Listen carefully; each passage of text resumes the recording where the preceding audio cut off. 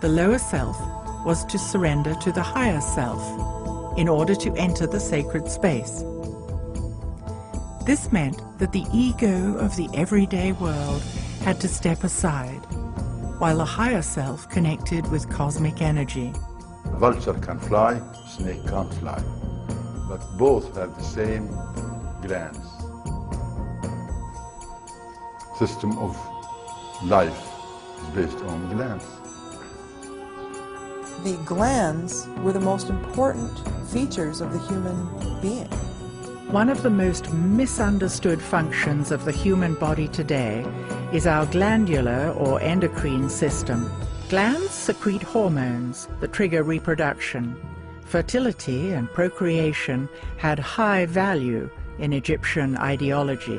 The ancients were very much in tune with how the energy systems in the body, or the chakras, as the East Indians would talk about them, were connected to the glands. Ancient teachings speak of 7 energy centers in the body called chakras. Parallels occur between the concepts of chakras, or energy centers in the body, and our glands. It appears they are 2 ways of describing the same thing, through spirituality and through science. Ancient Egyptians had a holistic understanding of the significance of the glands and their central role in reproduction and in consciousness. If we can decode the symbols, we see that the sacredness of procreation is readily visible in ancient Egyptian art. When you see a boy or a man, you see a kind of a bottle on his head.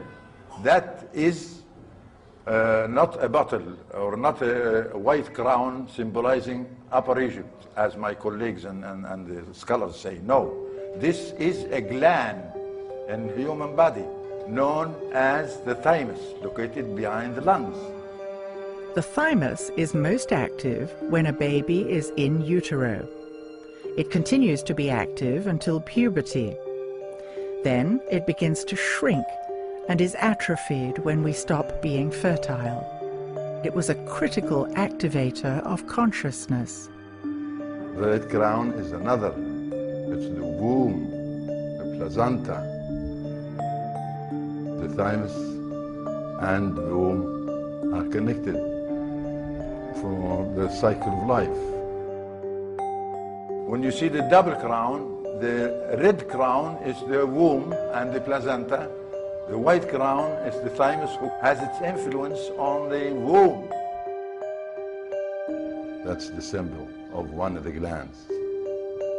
In the early 1900s, alchemist Schwaller de Lubitz presented a work called The Temple of Man.